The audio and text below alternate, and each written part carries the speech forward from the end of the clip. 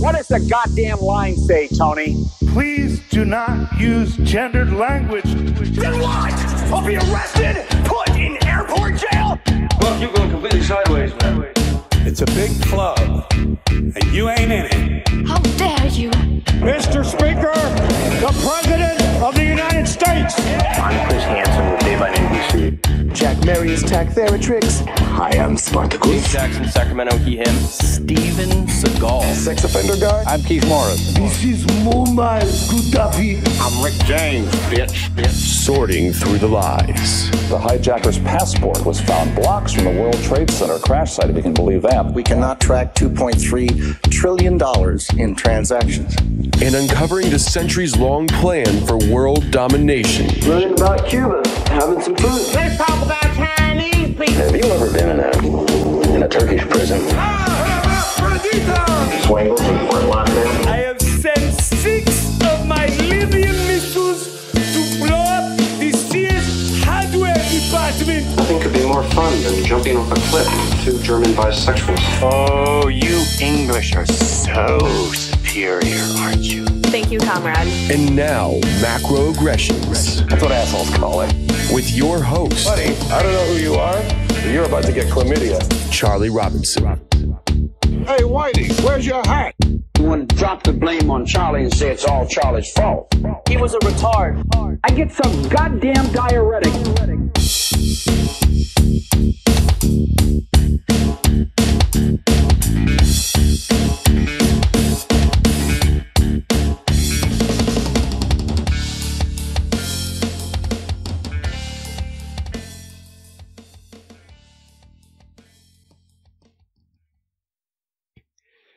Welcome to Macroaggressions. I am your host, Charlie Robinson. If you are watching us on Iconic, Rockfin, Odyssey, probably not YouTube, or you're listening wherever podcasts are served, thank you very much. We certainly do appreciate your attention. We know you have a million choices out there, and a great big thank you to our sponsors, the amazing C60 Purple Power. We can't do it without them.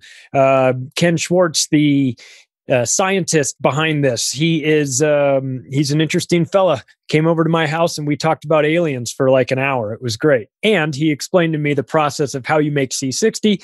Not that I understand it any better. It's very complicated. It sounds super expensive, but I'm glad Ken is making it and not me.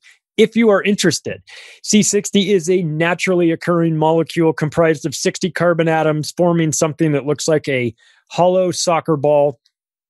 It is what they call a free radical sponge. It has the ability to neutralize free radicals and reset itself again and again. It is the most powerful antioxidant known.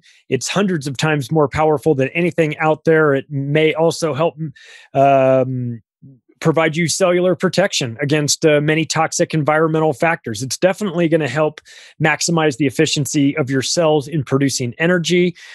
Disclaimer, it's not been approved by the FDA, but then again, we know that the FDA is a shakedown operation, so I wouldn't be overly concerned about that, considering that it is made in the United States. It is made with 100% certified organic oils. It is certified for purity, quality, and concentration. And even though it isn't approved by the FDA, it is produced in an FDA-compliant, GMP-certified facility. And on top of that, you'll get free shipping on all orders inside the United States. So go to c60purplepower.com, use the promo code MACRO, save yourself some money, but just go there and check it out. Read a little bit about it. See if you think it's a good fit. See if you like what they're doing. I've been taking it for a couple of months now. I feel great. My cat has been taking it. She looks great too. It's working. I don't know what to tell you. Also, if you've lived through 2020 and you thought, nah, I don't need to get prepared for any of this. This is all totally normal. Well, you need to have your head examined. And you might want to consider going to My Patriot Supply, to their website, Prepare with Macroaggressions, where we have an offer for you. You can get a 4-week supply of emergency food, or you can get a 3-month supply, free shipping inside the United States. Go ahead and take a look, check it out. My God, get yourself prepared somewhere. If it's not through this website, then at least have the foresight to start stocking up on cans of food and maybe some bags of rice and start thinking about getting yourself prepared, because we know it's coming.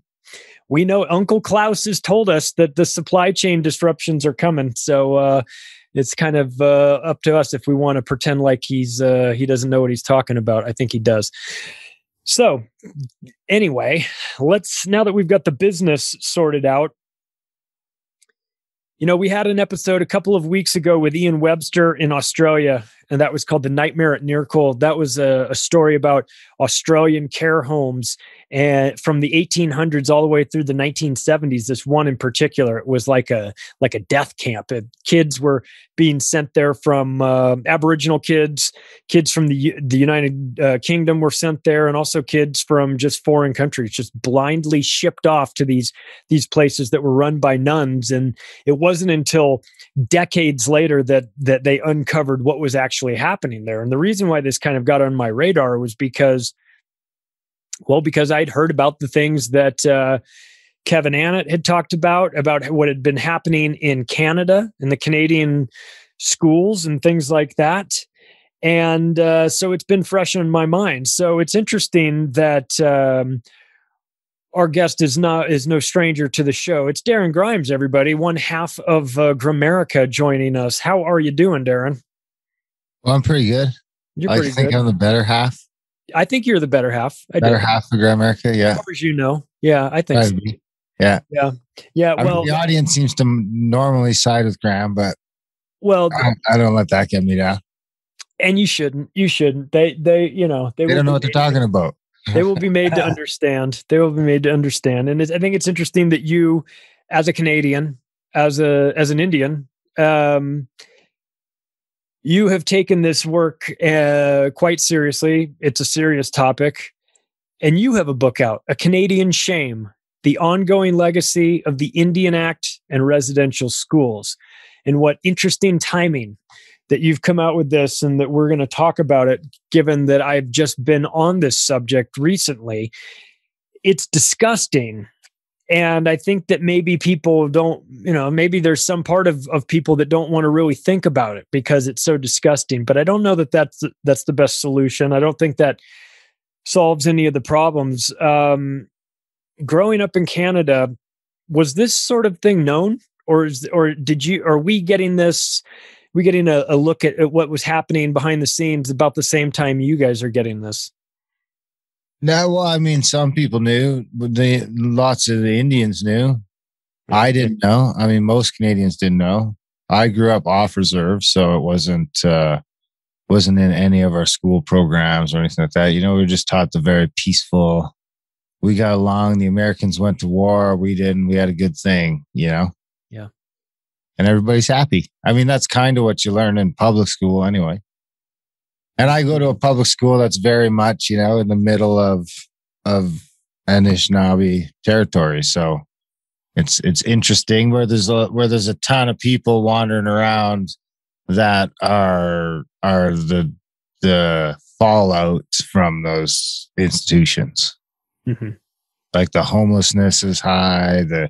And when we were a kid, we weren't taught anything, but that's just how Indians act, Yeah, we got that. I grew up in Southern California in an area, Palm Springs, that had like a lot of Indian tribes there.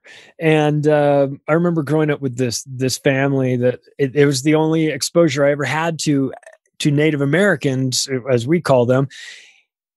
And I remember just thinking, like, where did they all go? Like what happened? Not knowing like the dark history of this. And as you get older and you start to sort of, you just say, oh, well, eventually I'll meet some more Indians. I never have. They're not really here in the United States. What's the relationship between like the state and the Indians in Canada? Is it reservation? Is everybody's corralled into the reservations and sort of treated poorly, or you guys or your ancestors, your people, treated with a little bit more respect than the Native Americans are?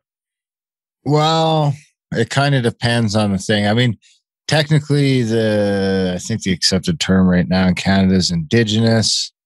I call myself an Indian for political reasons because I still have a card in my wallet that says I'm a registered Indian. They did change the name of the department, I think, now, though. So it depends. I mean, I think it's like there's about a third, I want to say, off the top of my head, a third or so that are on reserve. I think there's about 500,000 registered Indians, and then there's about 1.5 million or so of the just people identifying as indigenous. Okay, and that would be you. No, I'm registered Indian. Oh, registered. Okay. Yeah, I'm registered from, I don't know the treaty number, but I'm from Mishkilgaming, number 203, Ojibwe Nation in Northern Ontario. Even though you don't live in Northern Ontario? No, I could go to live there, and I think I'd get, like, they'd figure out some housing for me. Okay. I probably wouldn't have to pay for it, but I would never own the land. So, I mean, that doesn't really work for me. Yeah. In order to own the land, you got to leave reserve, or the federal government just owns the land. So the federal government, the crown, whoever you want to call it, holds the land in trust for us. But now, like right now, I'm fighting to get my kids their status cards, and that's coin toss on whether or not that's going to happen. If I'm able to pull that off, it'll be highly unlikely that they're able to pull it off for their kids. The only way they'd be able to pull it off for their kids would be if they were able to marry another status Indian, which could happen. And then their kid would probably get it too. So my grandkids could get it that way. But if not, I would say the chances are slim to none. Like I say, right now, it's probably less than 50% chance I'm going to pull it off for them. And that's with me being a treaty Indian, and their mom is also a Métis. So we'll see. I mean, right now it's in my band which is what we call the tribes in Canada, is fighting for their rights in the courts. So we'll see how that pans out. Me, I don't let it really stop me. I still take them hunting. They can still hunt. They can still fish. I still let them exercise the rights the same as I exercise mine. And if, that comes to a head, then it will defer to me anyway at this point, because they're still young enough that it defers to me for another 6 years or 7 years. So until then, I'm willing to just, okay, I'll see you in court type thing is my attitude. Gotcha. On that. So I guess the moral of the story is that your 500 or 600,000 registered Indians in Canada is say 30 years away from maybe cutting in half, and then another 30 years away from cutting in half again. So it's a long game plan to just get that land back in the end. And that's where it's that's not really good enough. It's time to figure something out here where there's a sort of definitive decision on some land where it's not in the federal government's trust anymore. Yeah. Yeah. Whenever you can get it out of the federal government's decision-making powers, you're probably in better shape. Did you guys have the same sorts of issues that the Native Americans and American Eskimos had, which is a disposition towards alcoholism and things like that? It seemed like in America, they were introducing things like alcohol to a group of people that had no relationship with it, and it was hitting them disproportionately harder than it was hitting other ethnic groups. Did you guys have and I don't think that was accidental. Yeah, there's some of that, but it's also, you got to remember those groups were also being disproportionately traumatized at that time and ever since. I mean, and it's not so, because the alcoholism lines up with the suicide too. Like some of the different rates in suicide, especially with the Inuit, are 40-1 compared to non-Inuit in that sort of age group. And that's that same group that has problems with alcoholism and drug abuse and everything else. And it's because you're now 5-6 generations into having kids ripped away from their homes, living in well below poverty conditions in a lot of cases. Once the residentials were schools were over, it rolled over into child welfare, which is a problem that they still face today. We just had last month was the first time in history that a Canadian Indian band has got control of their own child welfare system. That's the first time that's ever happened in Canada. Whoa. Where they will decide what kids need to be taken out of homes, and they will decide where those kids go, which up until now has been, off the reserve, away from Indians and into white families for the most part. I mean, for the most part, to the point that I'm not just saying stuff, to the point that the, 3 different premiers of Canada have publicly apologized for their government's roles in the taking of kids off reserve through child welfare and dispersing them all over North America. There was advertisements in the newspapers. I've got a few advertisements in the book from the newspapers back in the 60s and 70s with advertisements for Indian kids. What do you mean advertisements for Indian kids? Like you could buy them? Well, no, you just get them up for adoption. So there's a waiting list for white kids, but if you want an Indian kid, you could have them tomorrow. Oh, Jesus. Yeah, well, to the point that a bunch of kids, there was a few Indian fellas, Cree guys that ended up back here just in the when Trump was president and he was starting to do sort of the crackdown along the border. Mm-hmm. There was at least 1 or 2 Cree fellas that had only just found out they were Cree. They thought they were Mexican most of their lives. Mm-hmm. And he actually ended up coming back to Canada because you don't have papers now. So none of these kids that ended up in the States have proper documentation. Ooh. So he was worried that if the Border Patrol shows up at his place, he looks brown. Yeah. He's Indian and he doesn't have proper documentation to be in the country. He's got some weird adoption paper was all he really had. So he ended up having to come back to Canada where it worked out for, I can't remember his name. I should know his name if I'm going to mention him this much, but, he ended up coming back to Canada and sort of falling back with his roots and stuff like that. I mean, what's left of him? I mean, I still haven't been to my reserve. I've been talking to my chief the last couple of months, trying to get out there. Maybe with COVID, it's been tough, but I'm hoping either this fall or next spring to get out and start. I mean, I don't really plan to live there, but I'd like to go check it out. And I mean, I don't think I need to live there. I think the fact that I don't live there and I'm sort of immersed in this world leaves me in a unique opportunity to sort of get the information out. Yeah. As opposed to not, you know what I mean? Well, yeah, I think I'm really glad that you wrote this book. We were talking about hopelessness and suicide rates and alcoholism and all these things. Listen, there's good reason to be despondent because of this. Some of the things in your book that you talk about, reasons that broke apart these tribes: ban of religious ceremonies, ban of Indians leaving reserves without Indian agent permission, inability of Indians to vote, mandatory residential schools, prohibition of alcohol and ammunition. Like, no wonder everybody is so despondent. They're taking away their religion. They're taking away schools. They're creating mandatory residential schools. Residential schools where it's illegal to speak your native tongue.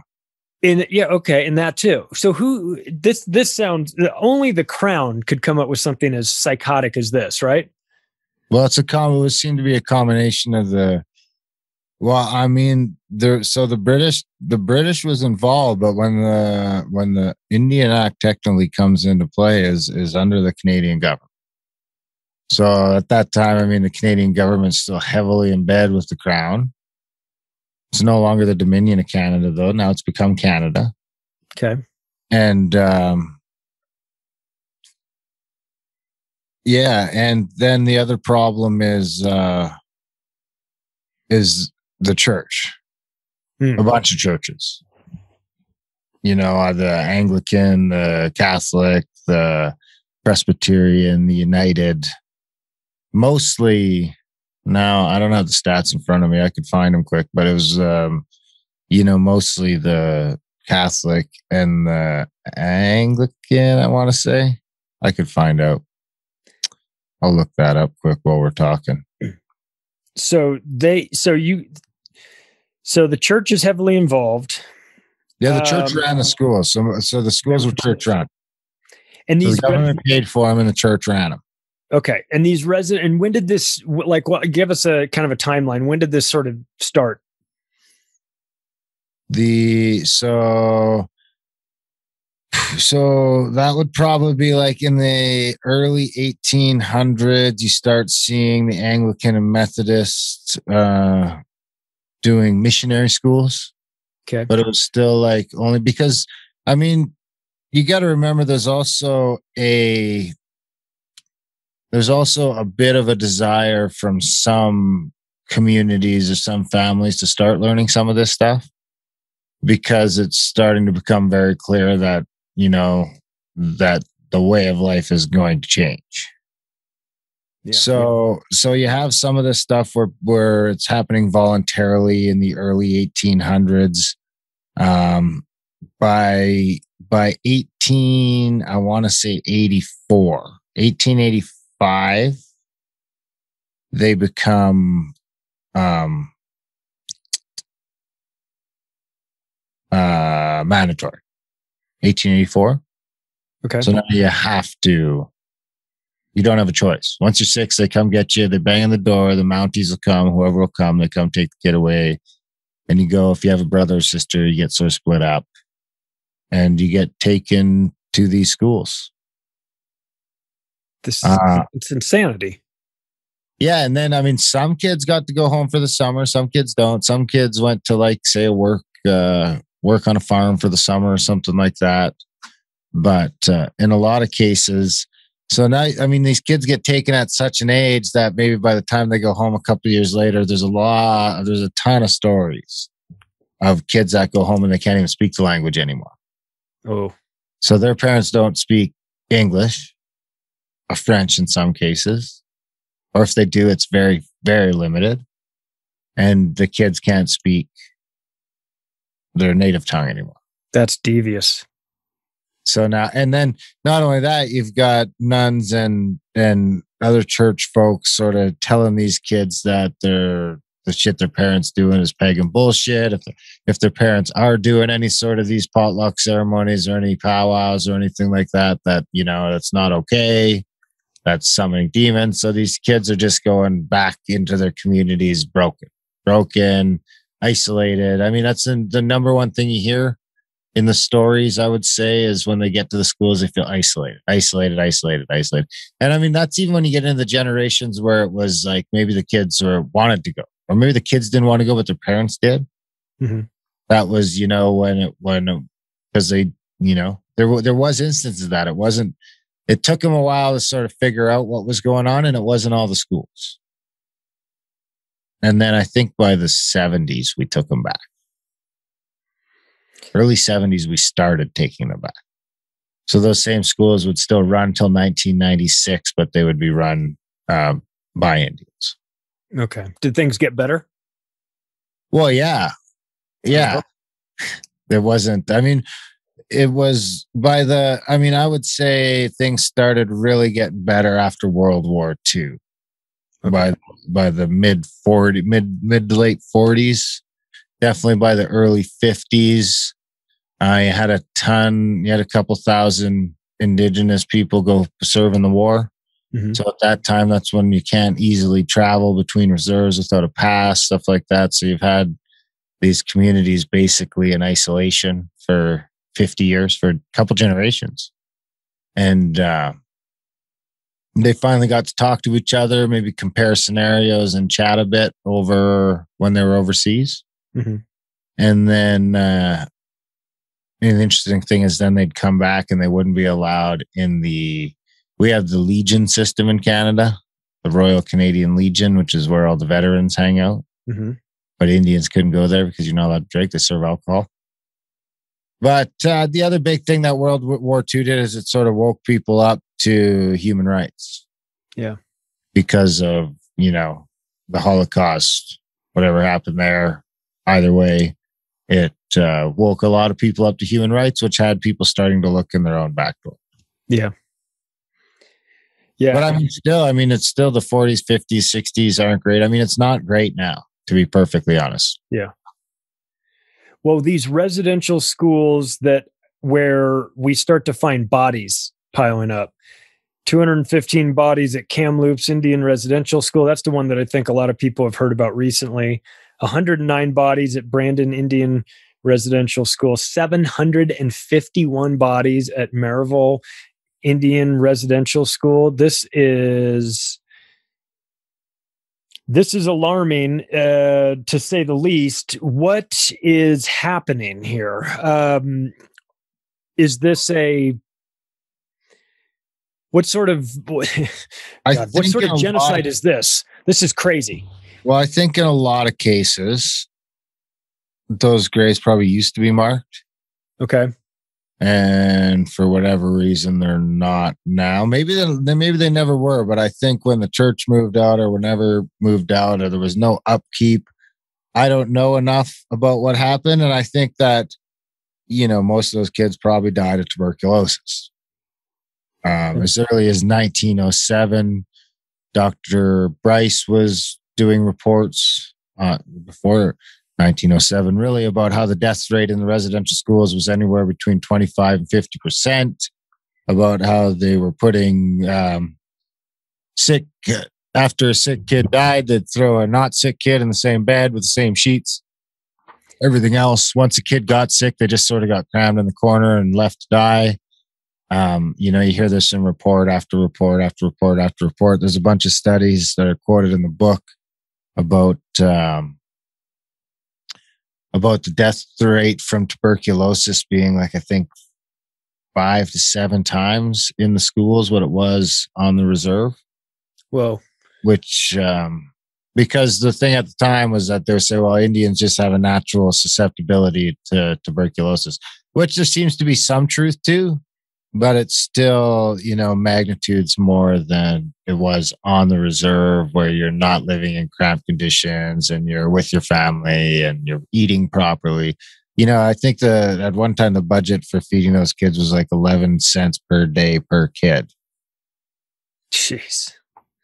Yeah, and they're working half the time. So after grade 4, you're expected to work half the day. So the schools were expected to be self-sustaining to a certain degree, be able to get your own firewood, stuff like that. You've got the International Tribunal for the Disappeared of Canada coming out saying residential schools used as a breeding ground for infectious disease that is then disseminated through the natives. So do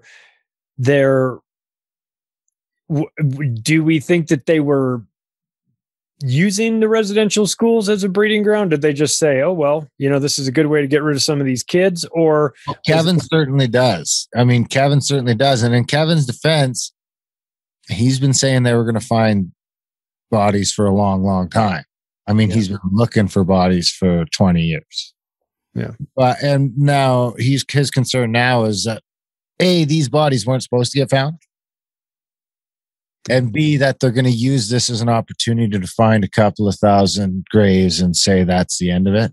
And they've kind of actually quietly in the last 20 years been cleaning up as much as they can. Now, including that's what was happening in Kamloops when somebody spilled the beans. Now, I don't get into any of that in the book. I don't disagree with Kevin on a lot of things. I've actually got to chat with him again tomorrow night about some stuff. I quote him in the book a few times. Yep. But, you talked about the timing for the book, and it's free on Kindle right now until Friday. I don't know if this probably won't come out before then, but it's free this week on Kindle. Just to get it out kind of as far as I can, because the timing is kind of important. People are paying attention. If you look at Canada right now, there's a bunch of people trying to learn about this shit as quickly as possible. And that kind of presents an opportunity to so that's one prong of it. And the other prong is that people kind of aren't trusting the government and are disillusioned with the governments on a higher level than I even thought fucking possible, to be perfectly So in my lifetime, I never thought people would be as disillusioned with the government as they are as they are right now. Yeah. And add that on to the fact that they're paying attention to indigenous problems. And I think it's a good time to throw information up. Like I've started another podcast with my buddy Kyle Delisle. He's a Mohawk Indian in Quebec. And it's called The Indian in the Room. Mm-hmm. We started recording that. We're working on the Mohawk creation story right now. It's really cool. She's like going back from doing it in Mohawk to English. That's how she's translating it. Oh, wow. Yeah. So it's going to be pretty cool. So we're doing that to try and get as much information out as we can. That's why I figured it was a good time to get the book out, to try and like push that ball over while people are, I mean, I'd love to see some major successions from the federal government to everybody. But in general, it's time, in my opinion, and some people disagree with me, but it's time to probably figure out something that works better than the Indian. I don't know what that looks like, but it involves a bunch of people. I don't have the answers. I don't have any of the answers, and I'm not a spokesman for anybody. Right. I'm just trying to get the information out there while people seem to be willing to pay attention, and while I seem to be uniquely positioned to get information out.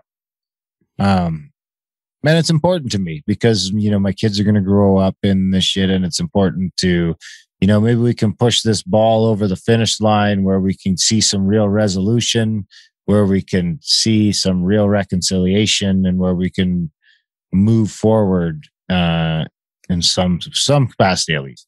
I mean, there's a lot of land in Canada. We can figure something out, and things have sort of been swinging in that direction. You look at the Alaskas and your Alaska natives in your country, yep, have swung a pretty good deal for themselves, you know. And some Alaskans complain, but for the most part, everyone's okay with it. And the tribes are doing well, very well for themselves. They've got a bunch of land. I mean, some people might disagree with me on this too, because there are some ways that the corporations are set up there that you could say that the land is vulnerable. But I have to assume that they know their business. It's not I mean, this has been the problem with fucking the Crown and the state forever, is their paternal relationship with Indians. So it's not my business to say how the Alaska tribe should handle their business. Right. But I'll say they seem to have handled it well compared to most people. And I would say you'd see the same thing in Canada, you know, in the last 20 years. Is it the last 20? When did Nunavut become a thing? And I mean, that's basically where the Inuit have created a province that they now are the majority government in, because they're the majority people in that province. So they, you know, stood up to the point where they got the federal government to concede and give them a portion of the country, of the Northwest Territories. Would be directly above Manitoba, and it's a bunch of the Arctic Circle and everything else. But they created another territory. And now if anyone can live in the territory, it's not an Indian territory. Charlie Murray, well, you might have trouble because you're an American and you look like trouble. I'd give you some grief if you came to my border crossing. Yeah. But any Canadian could move there. Any Canadian citizen could move to Nunavut. There's 38,000 people in the entire 2.093 million square kilometers. Jesus. Under 40,000 people. But a lot of this is up above Greenland and shit. You know what I mean? Like the top of their territory is level with Greenland, and the bottom of their territory is halfway up Hudson's Bay. But it's like, now I don't have the exact demographics in front of me, but it's like 70 or 80 or 90% Inuit. So the government is Inuit. So when there's issues, stuff like that, it tends to, you know, they get their say. Like they've done a thing. I think right now they've got grade 1 to 4 or something like that is actually in their native tongue. Mm-hmm. And then it goes into English from there. But it's a start, you know. But, you know, maybe that's a solution where, because in the States, that's how it is. I believe, you know, Indian land is a nation. Yeah. all intents and purposes. That's why they can have their casinos and stuff like that.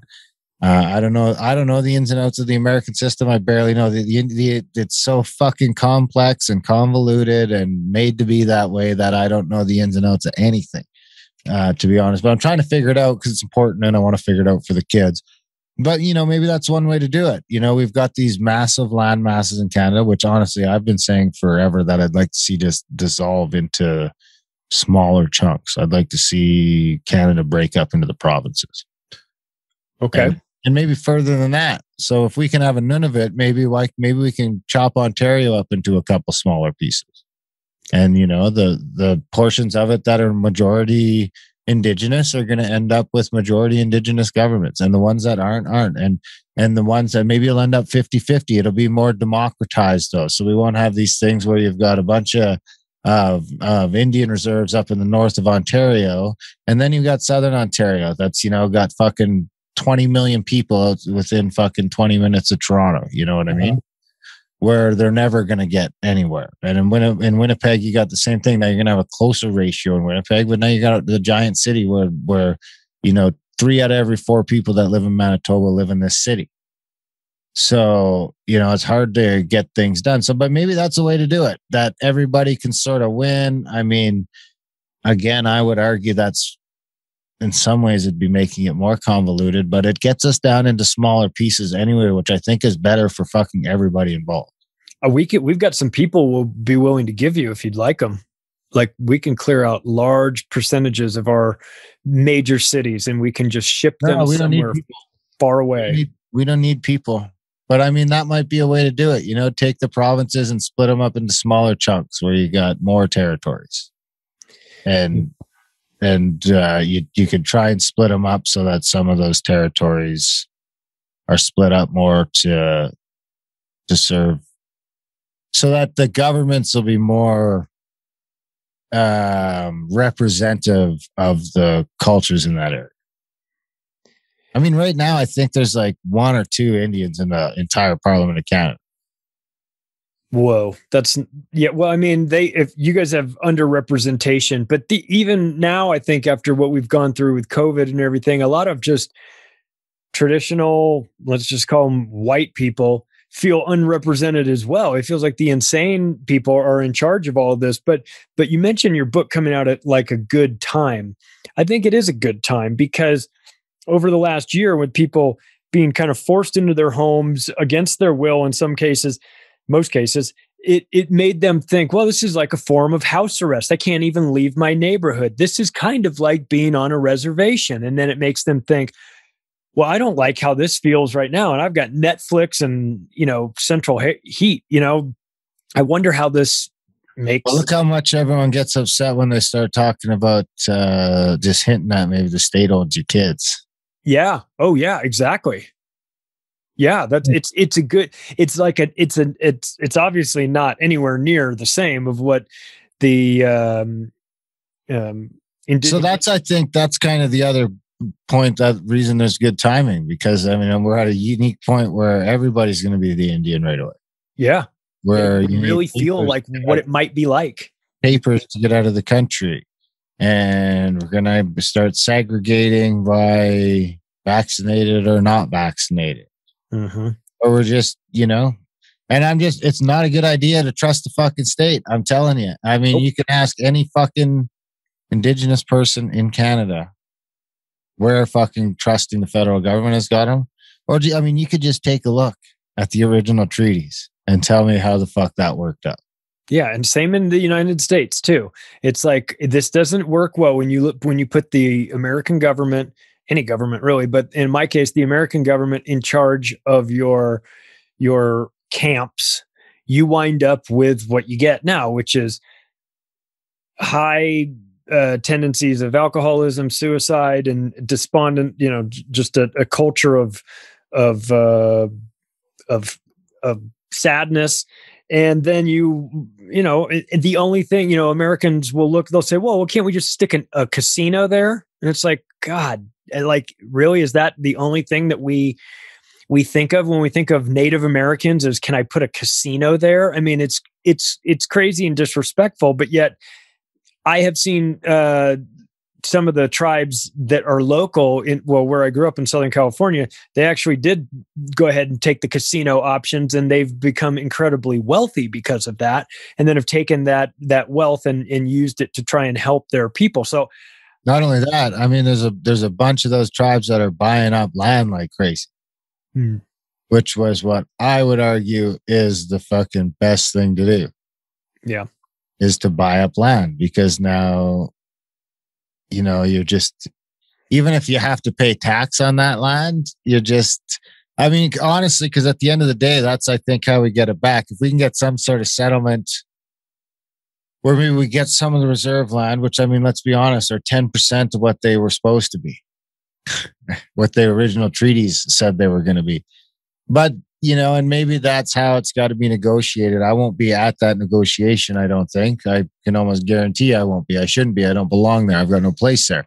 But that might be an idea where you get a percentage of that land, and then you get a bunch of money, and then you use a bunch of that money to start buying up whatever fucking land is for sale.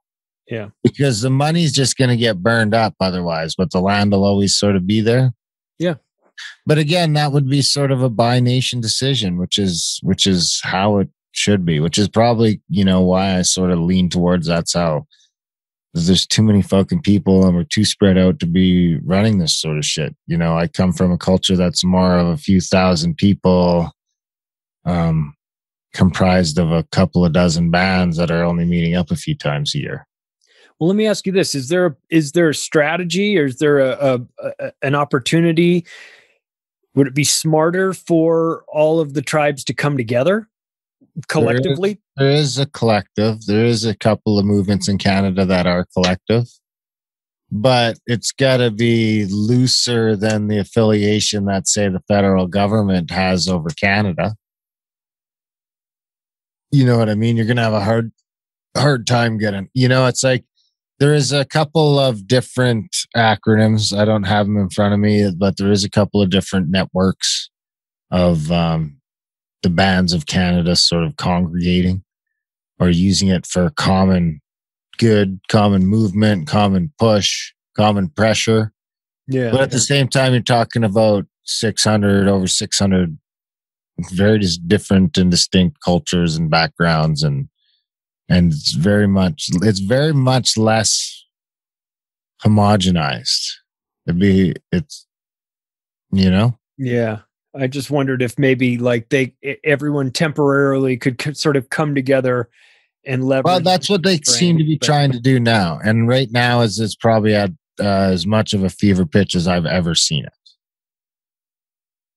Where to the point where we've got, you know, politicians arguing at ceremonies, and you know, fuck, the new guy came in for reconciliation in Manitoba and started talking about how residential schools had the best of intentions. And laughed out of the one, I forget Buddy's name, the one native guy came up right up on stage and called him out on it. So, I mean, we might be getting to that point. We just had our first indigenous governor general appointed here. I mean, I don't even know why we still have a fucking governor general, but anyway, we got our first indigenous one. So that helps. But I don't know what's going to happen. And I don't have it. I have no idea. Oh, okay. I don't know enough about it to, but it's still a step in the right direction. At least it's someone that gets a camera stuck in their face that might say something intelligent on our behalf. Exactly. So what happened? So it wasn't just the schools, right, that had massive problems here, although you kind of focus on that, but it was just people in general. A lot of people disappearing. Like that's still a problem today. Is it really? Yeah, the missing and murdered indigenous women. I mean, that's a problem in the States too. Yeah. I highlighted in the book some information from the United States website that talks about the stats down there, and they're pretty much identical to the numbers in Canada.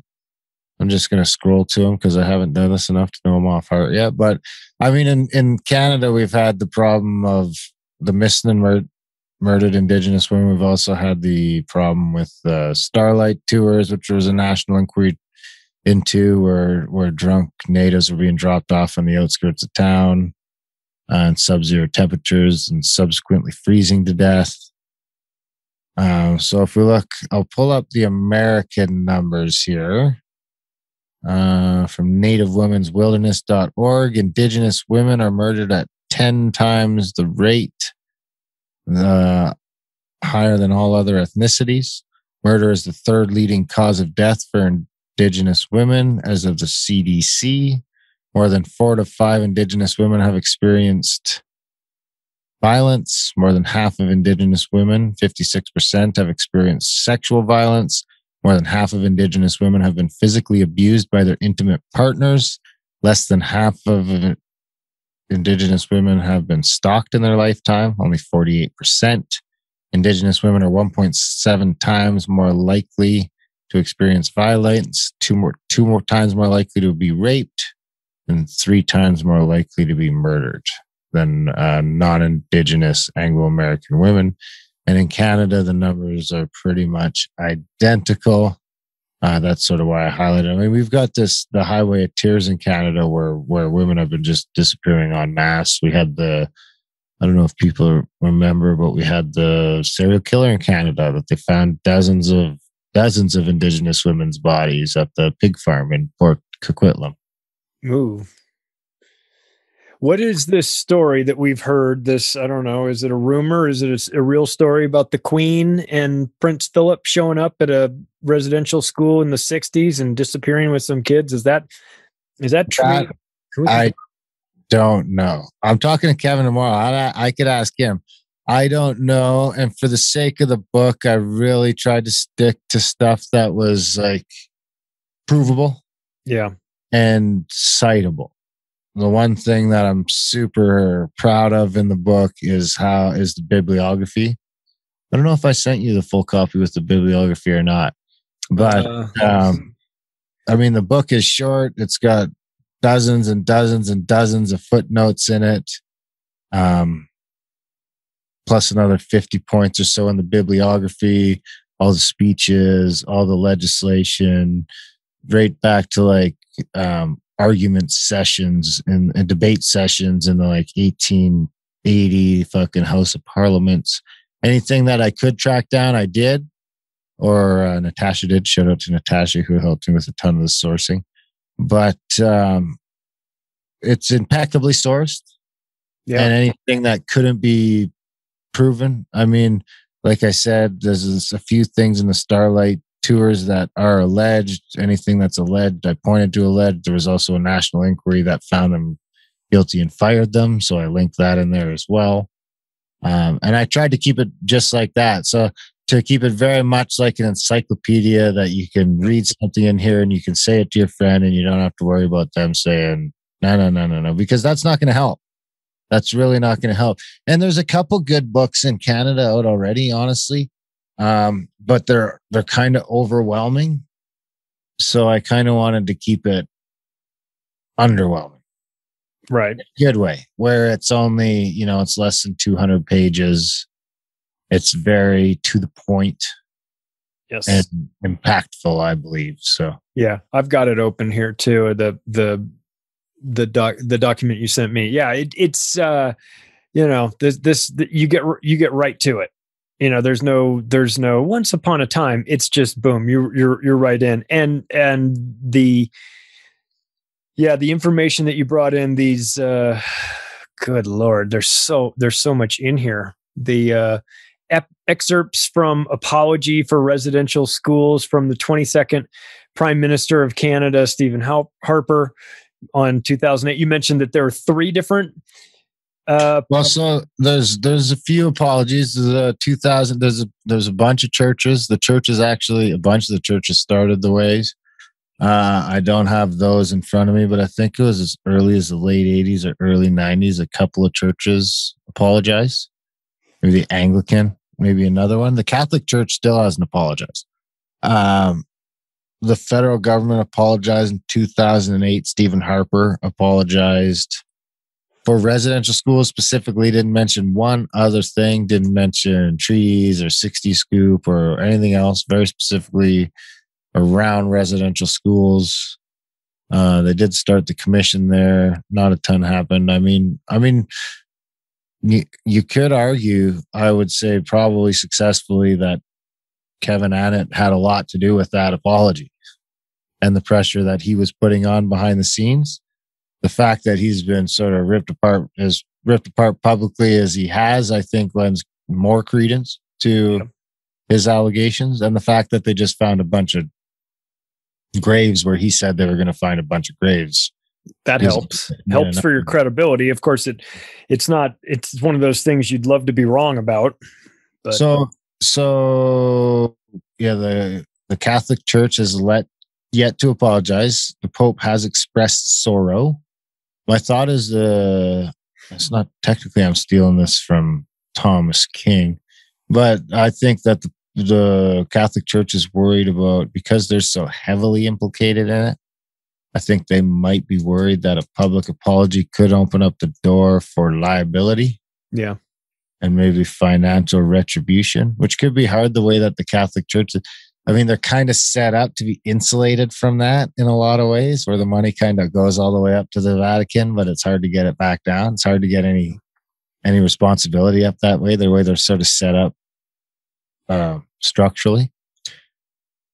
So we haven't seen that yet. And the Harper apology excluded some East Coast stuff, which Trudeau now picked up the slack for in 2017, finished off that apology. And then we've had 3 provinces: Manitoba, Saskatchewan, Alberta. I want to say 2015 Manitoba, 2018 Alberta, 2019 Saskatchewan, that have apologized specifically for what they call the 60 scoop, which is where at the low end, 20,000 kids were then scooped up after residential schools by child services and dispersed all over the country. Jesus. So we've had 3 public apologies for that, and $750 million lawsuit was paid out. On the low end was the 20,000 kids, which, I mean, there's the high estimate of that is over 100,000. Were just stolen from their home. Yeah. So if we just say that number's 20,000, we'll take the 750 million minus the 50 million for the foundation, leaves you 700 million. $700 million divided by, let's say it's just 20,000. That'd be about 715,000 each, which wouldn't be bad. That's not the actual number. I think by the time everything's said and done, the maximum payout's 50,000. The pay, I think it's the last time I looked into it, I think it looks like it's going to be more around 21,000 for all the people who are claiming. And the 4 law firms got 18.75 million each. So 4 law firms split 75 million, and 70,000 people split 700 million. I mean, I think people are forgetting what that number is so big, the number of kids taken out of the home. Just imagine if there was a knocking at your door and the police were there right now and they were going to take your kids from you. Like, that would be the most traumatizing thing your kids ever went through, that you ever went through. You'd want to go grab a gun and start shooting people. I mean, you'd freak out. And then how good of a job are you going to be at raising kids if that happened to you and you never got to see any kids get raised except by nuns that didn't like you? Mm. I mean, that's the other part of the problem. Yeah. There's no pass down of information. Now you haven't learned how to be a parent. You've just been traumatized. Yeah. It's psychotic. I mean, it is the worst thing that you could have happen. And what's the alternative, right? The police show up.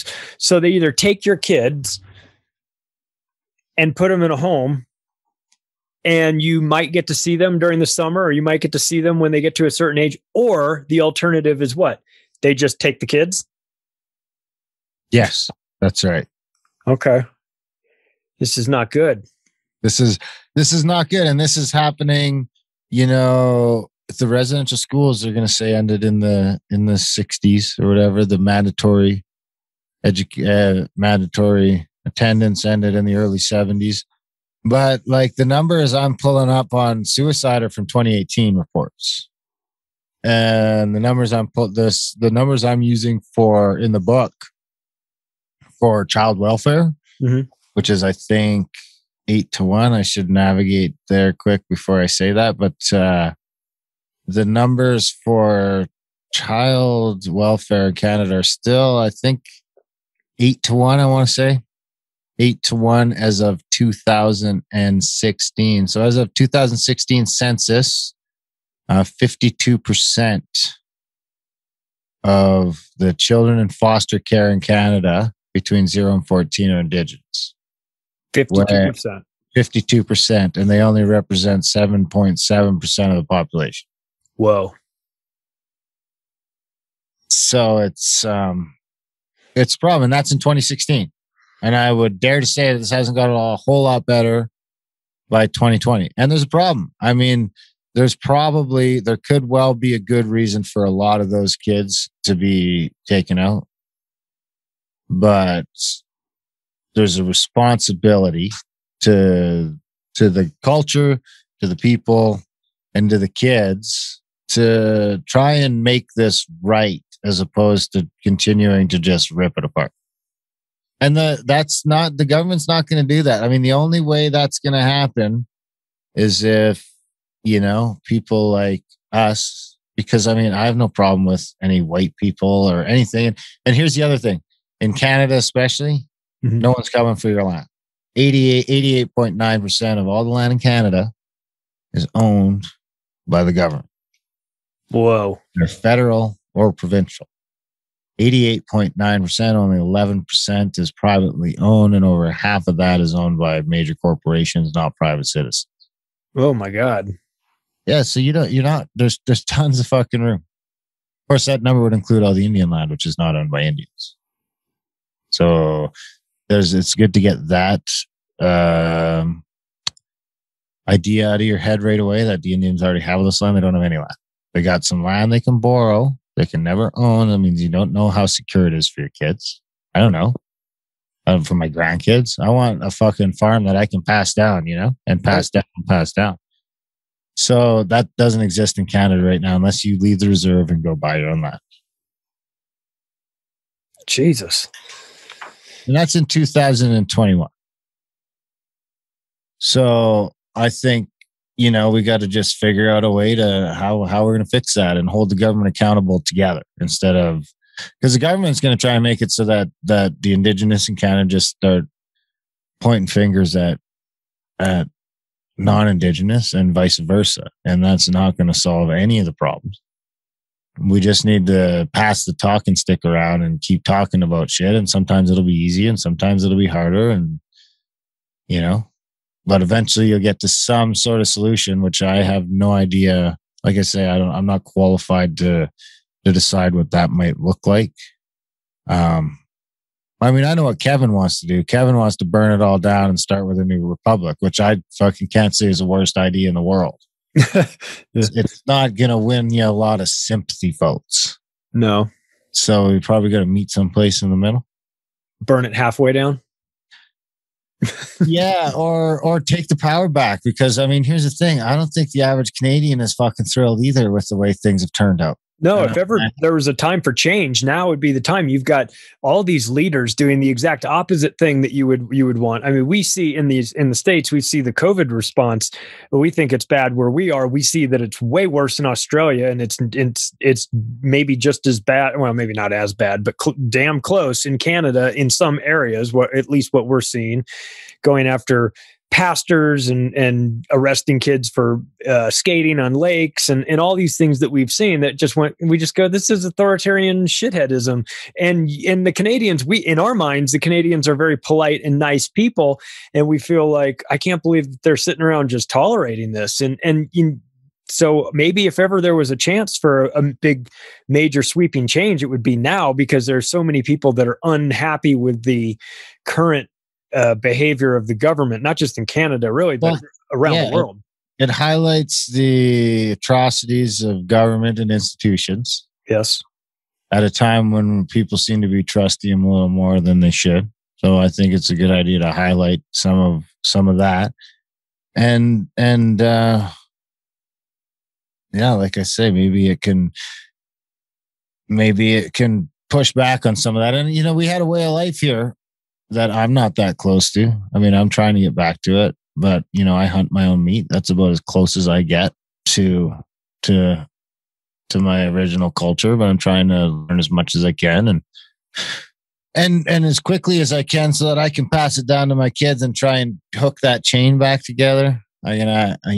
Reaching out to some long lost sort of family relations that I haven't spoke to in a long time to try and see what I can do to patch up that chain and at least add some sort of knowledge back into that. And yeah, see what we can do, because we had a way of life here that wasn't terrible. And, you know, maybe there's a way to meet that in the middle, because I would argue that after a year and a half of COVID, people have maybe realized that fucking sitting in a cubicle all day ain't that great either. No. Yeah, it's not. People are feeling that they want to get outside and get back to a little bit more about nature or things that matter. And maybe our culture is a little bit screwed up. And then we look at some of the native cultures and think, God, I mean, I feel like they were maybe doing it way better than we were. And we came in and screwed that whole thing up.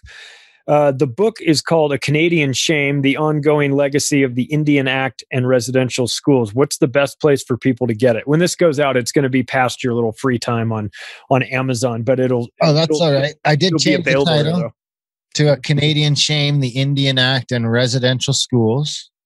I mean, I hope everyone could go pick it up, because here's the thing is I had two different offers. I had two different options to go with the publisher on this, and I turned them both down in the interest of self-publishing. Yeah.